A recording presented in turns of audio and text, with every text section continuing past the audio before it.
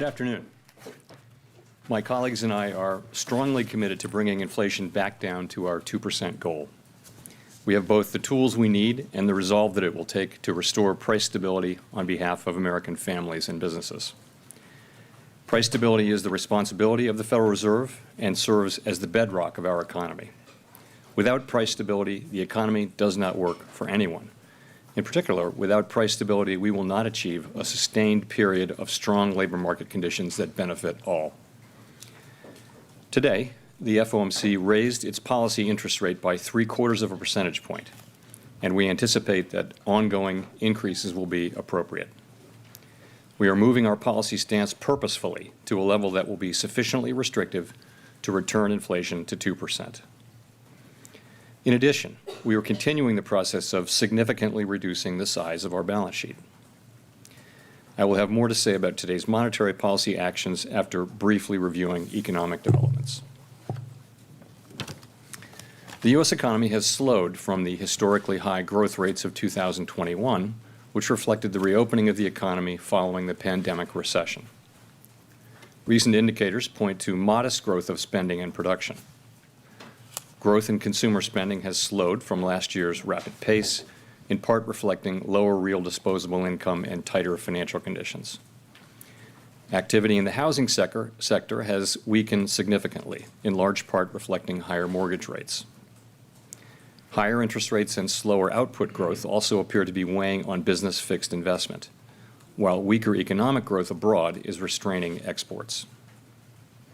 As shown in our summary of economic projections, since June, FOMC participants have marked down their projections for economic activity, with the median projection for real GDP growth standing at just 0.2% this year and 1.2% next year, well below the median estimate of the longer-run normal growth rate. Despite the slowdown in growth, the labor market has remained extremely tight, with the unemployment rate near a 50-year low, job vacancies near historical highs, and wage growth elevated. Job gains have been robust, with employment rising by an average of 378,000 jobs per month over the last 3 months. The labor market continues to be out of balance, with demand for workers substantially exceeding the supply of available workers. The labor force participation rate showed a welcome uptick in August, but has little changed since the beginning of the year. FOMC participants expect supply and demand conditions in the labor market to come into better balance over time, easing the upward pressure on wages and prices. The median projection in the SEP for the unemployment rate rises to 4.4% at the end of next year, a half percentage point higher than in the June projections. Over the next 3 years, the median unemployment rate runs above the median estimate of its longer-run normal level. Inflation remains well above our 2% longer-run goal. Over the 12 months ending in July, total PCE prices rose 6.3%. Excluding the volatile food and energy categories, core PCE prices rose 4.6%. In August, the 12-month change in the Consumer Price Index was 8.3%, and the change in the core CPI was 6.3%. Price pressures remain evident across a broad range of goods and services. Although gasoline prices have turned down in recent months, they remain well above year-earlier levels, in part reflecting Russia's war against Ukraine, which has boosted prices for energy and food and has created additional upward pressure on inflation. The median projection in the SEP for total PCE inflation is 5.4% this year and falls to 2.8% next year, 2.3% in 2024, and 2% in 2025. Participants continue to see risks to inflation as weighted to the upside. Despite elevated inflation, longer-term inflation expectations appear to remain well anchored, as reflected in a broad range of surveys of households, businesses, and forecasters, as well as measures from financial markets. But that is not grounds for complacency. The longer the current bout of high inflation continues, the greater the chance that expectations of higher inflation will become entrenched. The Fed's monetary policy actions are guided by our mandate to promote maximum employment and stable prices for the American people. My colleagues and I are acutely aware that high inflation imposes significant hardship as it erodes purchasing power, especially for those least able to meet the higher costs of essentials like food, housing, and transportation. We are highly attentive to the risks that high inflation poses to both sides of our mandate, and we are strongly committed to returning inflation to our 2% objective. At today's meeting, the committee raised the target range for the federal funds rate by 0.75 of a percentage point, bringing the target range to 3 to 3.25%. And we are continuing the process of significantly reducing the size of our balance sheet, which plays an important role in firming the stance of monetary policy. Over coming months, we will be looking for compelling evidence that inflation is moving down, consistent with inflation returning to 2%. We anticipate that ongoing increases in the target range for the federal funds rate will be appropriate. The pace of those increases will continue to depend on the incoming data and the evolving outlook for the economy. With today's action, we have raised interest rates by 3 percentage points this year.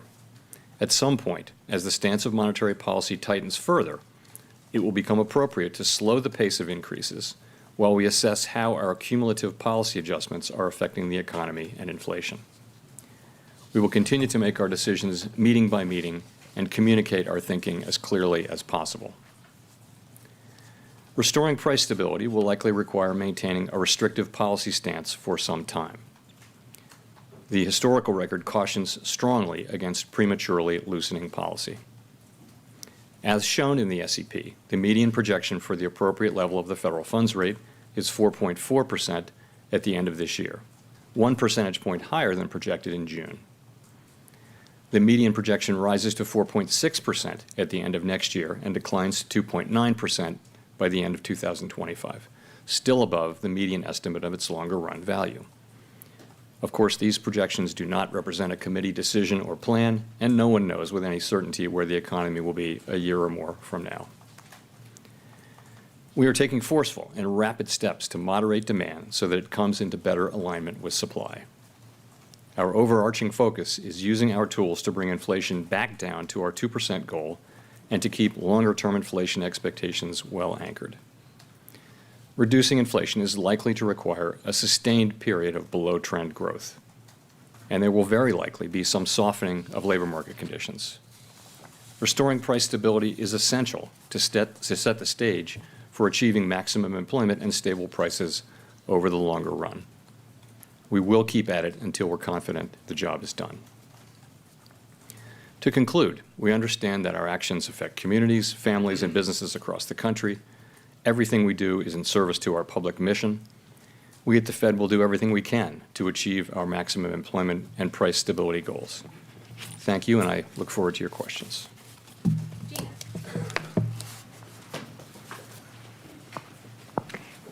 Hi, Chair Powell. Thank you for taking our questions. Gina Smirlik from the New York Times. I wonder if you could give us a little detail around how you'll know when to slow down these rate increases and how you'll eventually know when to stop. So I will answer your question directly, but I want to start here today by saying that my main message has not changed at all since Jackson Hole. The FOMC is strongly resolved to bring inflation down to 2%. And we will keep at it until the job is done. So the way we're thinking about this is the overarching focus of the committee is getting inflation back down to 2%. To accomplish that, we think we'll need to do two things in particular to achieve a period of growth below trend and also some softening in labor market conditions to foster a better balance between demand and supply in the labor market. So on the first, committee's forecasts and those of most outside forecasters do show growth running below its longer-run potential this year and next year. On the second, though, so far there's only modest evidence that the labor market is cooling off. Job openings are down a bit. As you know, quits are off their all-time highs. There's some signs that some wage measures may be flattening out but not moving up. Payroll gains have moderated, but not much. And in light of the high inflation we're seeing, we think we'll need to, and in light of what I just said, we think that we'll need to bring our funds rate to a restrictive level and to keep it there for some time. So what will we be looking at, I guess, is your question. So We'll be looking at a few things. First, we'll want to see growth continuing to run below trend. We'll want to see movements in the labor market showing a return to a better balance between supply and demand. And ultimately, we'll want to see clear evidence that inflation is moving back down to 2%. So that's what we'll be looking for. In terms of reducing rates, I think we'd want to be very confident that inflation is moving back down to 2% before we would consider that. Steve. Thank you, Mr. Chairman. Steve Leisman, CNBC.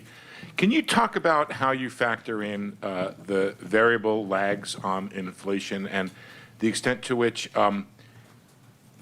the outlook for rates should be seen as linear in the sense that you keep raising rates, or can you envision a time when there's a pause to kind of look at what has been wrought in the economy from the rate increases? Thank you.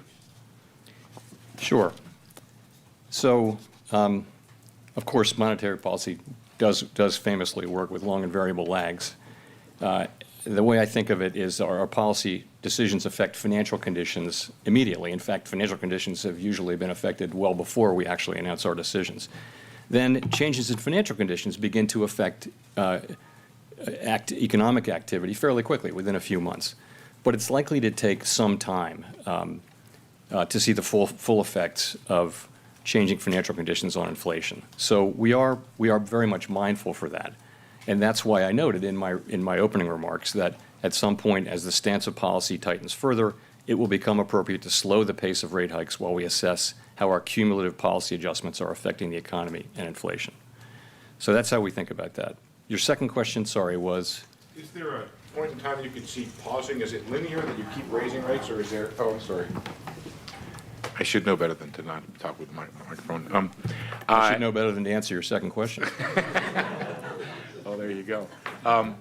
Is it linear? Do you keep raising rates, or is there a pause that you could envision where you kind of figure out what has happened to the economy and give time to catch up in the real economy, the rate increase time to catch up in the real economy? Thank you. So I think it's very hard to say with precise certainty the way this is going to unfold. As I mentioned, what we think we need to do and should do is to move our policy rate to a restrictive level that's restrictive enough to bring inflation down to 2%, where we have confidence of that. And what you see in the SEP numbers is people's views as of today, as of this meeting, as to the kind of levels that will be appropriate. Now, those will evolve over time, and I think we'll just have to see how that goes.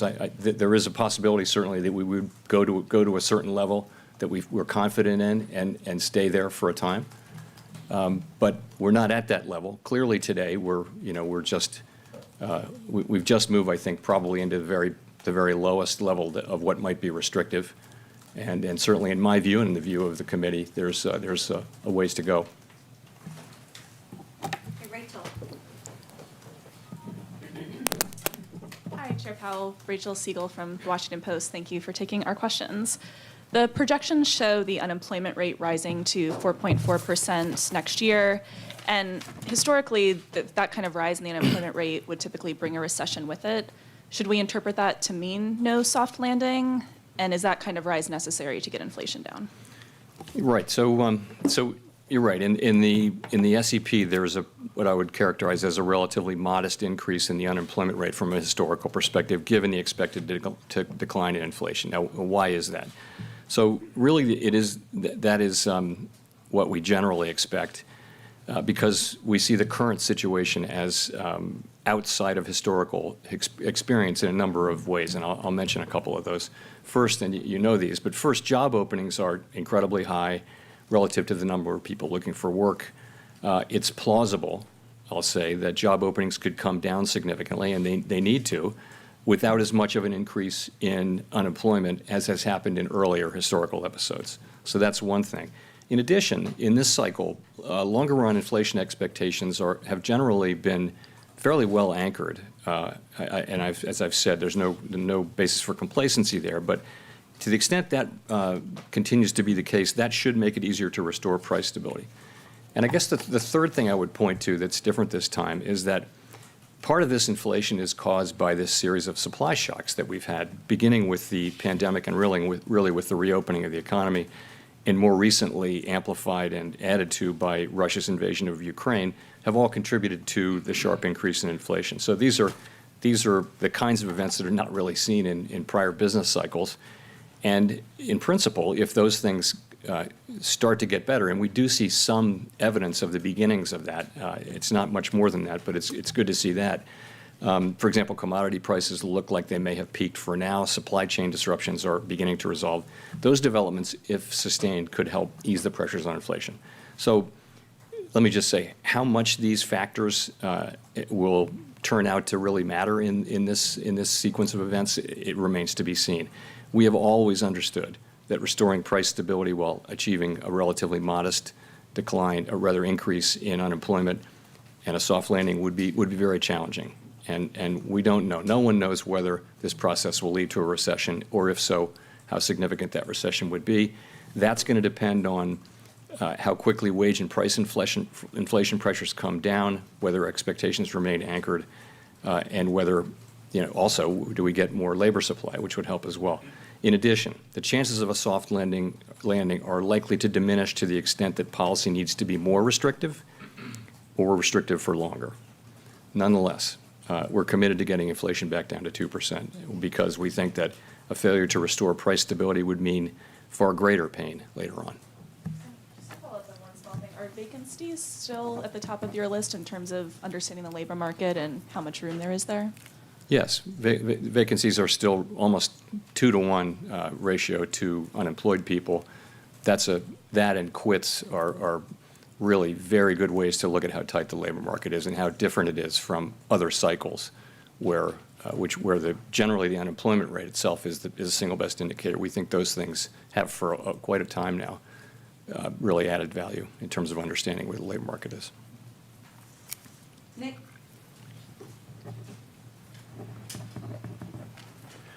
Nick Timmeros of the Wall Street Journal. You said not too long ago in describing the policy destination, there's still a way to go. But I imagine you have to have some idea about how you're thinking about your destination, whether it's a stopping point or a pausing point. And so I was wondering if you could discuss how you are thinking about, as the data come in, where that destination is, how it's moving up if inflation doesn't perform as you expect. Do you want to have a policy rate that's above the underlying inflation rate, for example? And do you have an estimate for where you think the underlying inflation rate might be in the economy right now? Well, so again, we believe that we need to raise our policy stance overall to a level that is restrictive. And by that I mean is meaningfully putting meaningful downward pressure on inflation. That's what we need to see in the stance of policy. We also know that there are long and variable lags, particularly as they relate to inflation. So it's a challenging assessment. So what do you look at? You look at broader financial conditions, as you know. You look at where rates are, real and nominal in some cases. You look at credit spreads. You look at financial conditions indexes. We also, I would think, and you see this this is something we talked about today in the meeting, and talk about in all of our meetings, and you see this, I think, in the committee forecast. You want to be at a place where real rates are positive across the entire yield curve. And I think that would be the case if you look at the numbers that we're writing down and think about, you measure those against some sort of forward-looking assessment of inflation expectations. I think you would see, at that time, you'd see positive real rates across the yield curve, and that is also an important consideration. Howard. Hi, Howard Schneider with Reuters. Thanks for the opportunity. I just want to be clear on the steps. You say it's meeting by meeting, but it sure looks like we're going 75, 50, 25. Is 75 next month the baseline? So we make one decision per meeting, and the meeting decision we made today was to raise the federal funds rate by 75. You're right that the median for the year end suggests another 125 basis points in rate increases. But there's another fairly large group that saw 100 basis points addition to where we are today. So that would be 25 basis points less. So, we're going to make that decision at the meeting. We didn't make that decision today. We didn't vote on that. I would say that, we're committed to getting to a restrictive level of, for the federal funds rate and getting there pretty quickly. And that's what we're thinking about. So just as a follow-up to that, I'm wondering about the sort of risk management considerations here. Given there's some discussion now of overdoing it, what's the incentive to continue front-loading right now? Is it lack of progress on inflation seen in the CPI reports, or is it a motivation to get as much done while the job market is still as strong as it is? So what we've seen is inflation our expectation has been that we would begin to see inflation come down, largely because of supply side healing. By now, we would have thought that we would have seen some of that. We haven't. We have seen some supply side healing, but inflation has not really come down. If you look at core PCE inflation, which is a good measure of where inflation is running now, if you look at it on a 3, 6, and 12-month trailing annualized basis, you'll see that inflation is at 4.8%, 4.5%, and 4.8%. So that's a pretty good summary of where we are with inflation, and that's not where we expected or wanted to be. So what that tells us is that we need to continue, and we can keep doing these, and we did today do another large increase as we approach the level that we think we need to get to. And we're still discovering what that level is, but people are writing that down in their SEP where they think policy needs to be. So that's how we're thinking about it. Let's go to Colby. Thank you. Colby Smith with the Financial Times. Chair Powell, how should we interpret the fact that core inflation is still not forecast in the SEP to be back to target in 2025, and yet the dot plot projects cuts as early as 2024? And does that mean there's a level of inflation above the 2% target that the Fed is willing to tolerate? So I guess core is at 2.1 in 2025, and in the median, and headline is at 2.0. So that's pretty close. I mean, we write down our forecasts and we figure out what the median is and we publish it. So it's not. I would say that if the economy followed this path, this would be a pretty good outcome. But you're right, it is a tenth higher than 2%. Okay, just as a quick follow-up, I mean, if the concern is that underlying inflation is becoming more entrenched perhaps each month, then why forego the more aggressive 100 basis point increase today? And does that risk having to do more later on?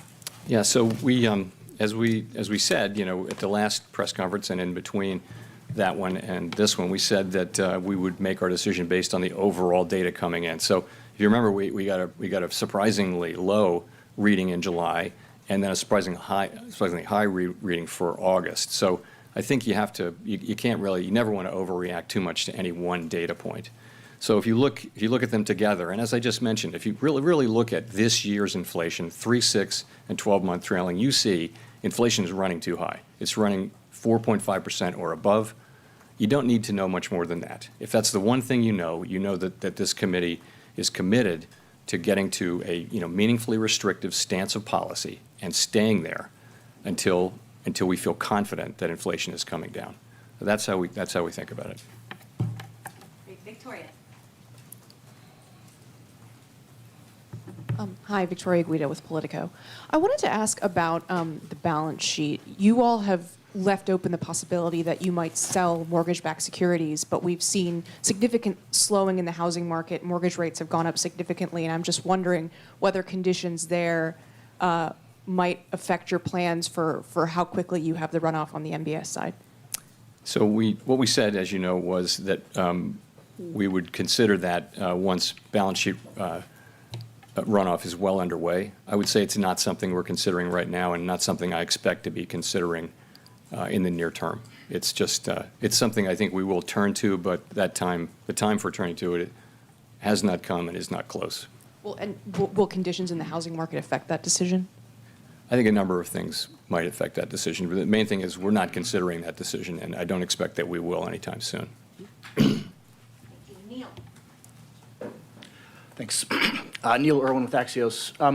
A number of commentators have come to the view, and including over at the World Bank, that simultaneous global tightening around the world creates a risk of a global recession that's worse than is necessary to bring inflation down. How do you see that risk? How do you think of coordination with your fellow central bankers? And is there much risk of overdoing it on a global level? So we actually, my colleagues and I, a number of my FOMC colleagues and I just got back from one of our frequent trips to Basel, Switzerland, to meet with other senior central bank officials from around the world. We are in pretty regular contact, and we exchange. Of course, we all serve a domestic mandate, domestic objectives, in our case, the dual mandate, maximum employment and price stability. But we regularly discuss what we're seeing in terms of our own economy and international spillovers. And it's a very ongoing, constant kind of a process.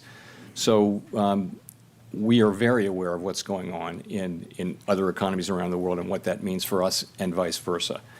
The forecast that we put together, that our staff puts together and that we put together on our own, always take all of that, try to take all of that into account. I mean, I can't say that we do it perfectly, but it's not as if we don't think about, you know, the policy decisions, monetary policy and otherwise, the economic developments that are taking place in major economies that can have an effect on the U.S. economy. That is very much baked into our own forecast and our own understanding of the U.S. economy as best we can. It won't be perfect. So, you know, I don't see it's hard to talk about collaboration in a world where people have very different levels of interest rates. If you remember, there were coordinated cuts and raises and things like that at various times, but really we're in very different situations. But I will tell you that our contact is more or less ongoing, and it's not coordination, but there's a lot of information sharing, and we all, I think, are informed by what other important economies that are important to the United States are doing. Craig. Craig Torres from Bloomberg.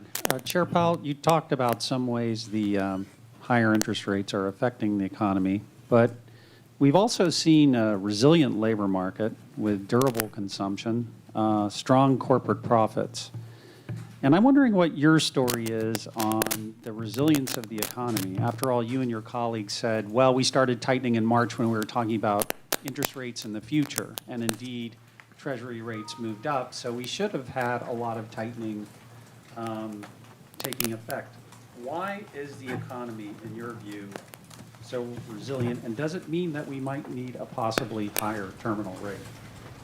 You're right, of course. The labor market in particular has been very strong.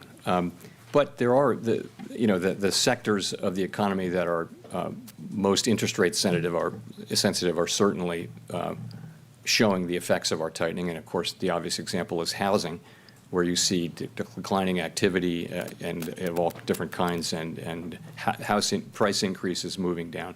So we're having an effect on interest-sensitive spending. I think through exchange rates, we're having an effect on exports and imports. I think so. All of that's happening. But you're right.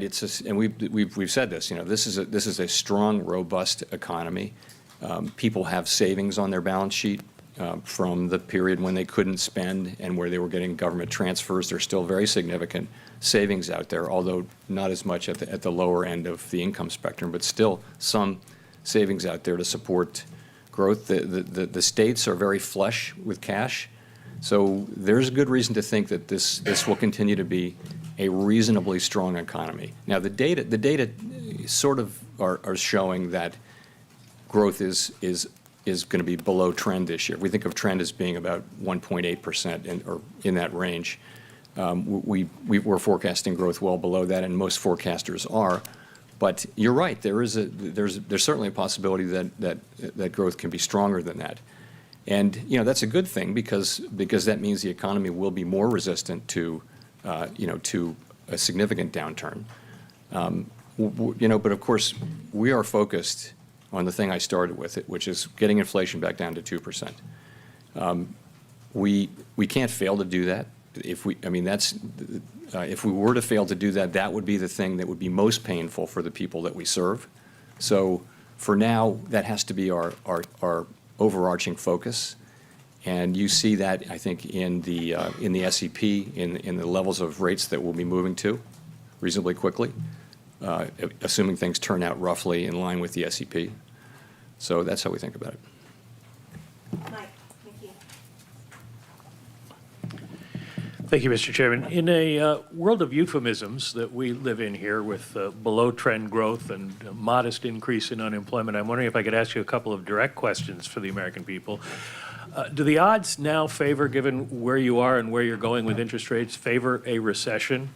4.4% unemployment is about 1.3 million jobs. Is that acceptable job loss? And then given that the data you look at is backward-looking and the lags in your policy are forward-looking and you don't know what they are, how will you know, or will you know, if you've gone too far? So I don't know what the odds are. I think that there's a very high likelihood that we'll have a period of what I've mentioned is below trend growth, by which I mean much lower growth, and we're seeing that now. So the median forecast, I think, this year for among my colleagues and me was 0.2% growth. So that's very slow growth, and then below trend next year. I think the median was 1.2, also well below. So that's a slower. That's a very slow level of growth, and it could give rise to increases in unemployment. But I think that is something that we think we need to have, and we think we need to have softer labor market conditions as well. We're never going to say that there are too many people working, but the real point is this. Inflation, what we hear from people when we meet with them is that they really are suffering from inflation. And if we want to set ourselves up, really light the way to another period of a very strong labor market, we have got to get inflation behind us. I wish there were a painless way to do that. There isn't. So what we need to do is get rates up to the point where we're putting meaningful downward pressure on inflation, and that's what we're doing. And we certainly don't hope. We certainly haven't given up the idea that we can have a relatively modest increase in unemployment. Nonetheless, we need to complete this task. Well, how will you know, or will you know, if you've gone too far? It's hard to hypothetically deal with that question. I mean, our really tight focus now continues to be ongoing rate increases to get the policy rate up where it needs to be. And as I said, you can look at this SEP as today's estimate of where we think those rates would be. Of course, they will evolve over time. Chris Rugaber. Thanks. Chris Rugaber, Associated Press. I wanted to follow up with what you just mentioned about the labor market. You've said several times that to have the labor market we want, we need price stability, and you've suggested maybe there isn't a trade-off in the long run. But in the short run, there is a lot of concern, as people have been expressing here, about higher unemployment as a result of these rate hikes, or as a result of the rate hikes. So can you explain, though, what about high inflation now threatens the job market? I mean, you seem to suggest that inflation, high inflation will eventually lead to a weaker job market. So can you spell that out a little more for the general public and how that would work? So for starters, people are seeing their wage increases, their wage increases eaten up by inflation. So if your family is one where you spend most of your paycheck, every paycheck cycle, on gas, food, transportation, clothing, basics of life, and prices go up the way they've been going up, you're in trouble right away.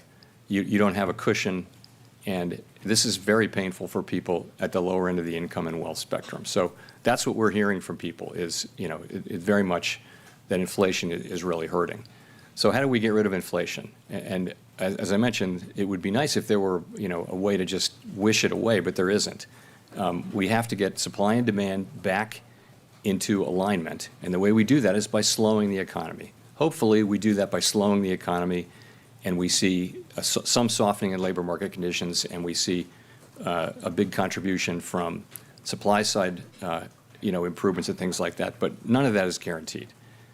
In any case, our job is to deliver price stability, and I think you can think of price stability as an asset that just delivers large benefits to society over a long period of time. We really saw that for a long time. The United States had 2% inflation, didn't move around much, and that was enormously beneficial to the public that we serve. And we have to get back to that and keep it for another long period of time. To pull back from the task of doing that is you're just postponing. The record shows that if you postpone that, the delay is only likely to lead to more pain. So, I think we're moving to do what we need to do and do our jobs, and that's what you see us doing. Thank you for taking the question, Mr. Chairman. Edward Lawrence for Fox Business. So you had said that Americans and businesses need to feel some economic pain as we go forward. How long from here should Americans be prepared for that economic pain? How long? I mean, it really depends on how long it takes for wages and more than that, prices to come down, for inflation to come down. And what you see in our projections today is that inflation moves down significantly over the course of next year, and then more the next year after that. And I think once you're on that path, that's a good thing, and things will start to feel better to people. They'll feel lower inflation. They'll feel that the economy is improving, and also if our projections are close to right, you will see that that the costs in unemployment they're meaningful, and they're certainly very meaningful to the people who lose their jobs, and we talk about that in our meetings quite a lot. But at the same time, we'd be setting the economy up for another long period. This era has been noted for very long expansions. We've had 3 of the 4 longest in measured history since we got inflation under control, and that's not an accident. So when inflation is low and stable, you can have these 9, 10, 11, 10-year expansions, and you can see what we saw in 2018, 19, and 20, which was very low unemployment, the biggest wage gains going to people at the low end of the spectrum, the smallest racial gaps that we've seen since we started keeping track of that. So we want to get back to that, but to get there, we're going to have to get supply and demand back in alignment, and that's going to take tight monetary policy for a period of time. As a follow-up, what is that economic pain in your mind? Is it job losses? Is it higher interest rates on credit cards? What is that economic pain? So it's all of those things.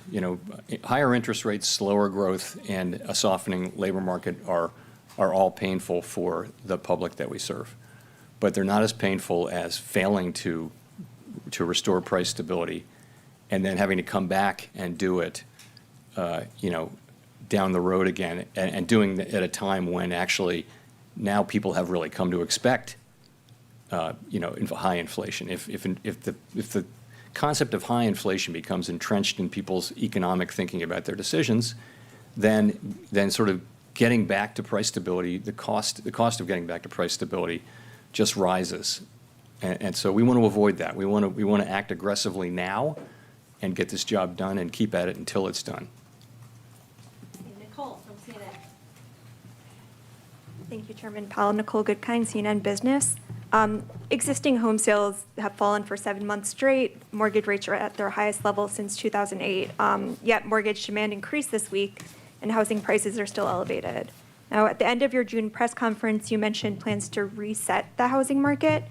I was wondering if you could elaborate on what you mean when you say reset, and what you think it will take to actually get there. So when I say reset, I'm not looking at a particular specific, set of data or anything. What I'm really saying is that we've had a time of a red hot housing market all over the country, where, famously houses were selling to the first buyer at 10% above the ask before even seeing the house, that kind of thing. So there was a big imbalance between supply and demand. Housing prices were going up at an unsustainably fast level. So the deceleration in housing prices that we're seeing should help bring sort of prices more closely in line with rents and other housing market fundamentals. And that's a good thing. For the longer term, what we need is supply and demand to get better aligned, so that housing prices go up at a reasonable level, at a reasonable pace, and that people can afford houses again. And I think we probably in the housing market have to go through a correction to get back to that place. There are also longer run issues though with the housing market, as you know, where you know it's difficult to find lots now close enough to cities and things like that. So builders are having a hard time getting zoning and lots and workers and materials and things like that. But from a sort of business cycle standpoint, this difficult correction should put the housing market back into better balance. Shelter made up such a large part of this hot CPI report that we saw. Do you think that there is a lag and that we will see that come down in the coming months, or do you think that there's still this imbalance that needs to be addressed? You know, I think that shelter inflation is going to remain high for some time. You know, we're looking for it to come down, but it's not exactly clear when that will happen. So it may take some time. So I think you know, hope for the best, plan for the worst. So I think on shelter inflation, you've just got to assume that it's going to remain pretty high for a while. Okay, we'll go to Jean for the last question. Hi, Jean Young with Market News. You've talked about the need to get real rates into positive territory, and you said earlier that policy is just moving into that territory now. So I'm curious, how restrictive is rates at 4.6% expected? Is that expected to be next year? How restrictive? So I think if you look, you know, when we get to, let's assume we do get to that level, which I think is likely, you know, what you're going to do is you're going to adjust that for some forward looking measure of inflation. And, you know, that could be, you pick your measure. It could be, you know, there are all kinds of different things you can pick and you get. But what you'll get is a positive number. In all cases, you will get forward inflation expectations in the short term, I think, that are going to be, assuming that we're doing our jobs appropriately, that will be significant. So you'll have a positive federal funds rate at that point, which could be 1% or so. But I mean, I don't know exactly what it would be, but it would be significantly positive when we get to that level. And let me say, you know, we've written down what we think is a plausible path for the federal funds rate. The path that we actually execute will be enough.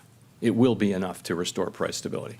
So this is something that, as you can see, they've moved up, and we're going to continue to watch incoming data and the evolving outlook and ask ourselves whether our policy is in the right place as we go.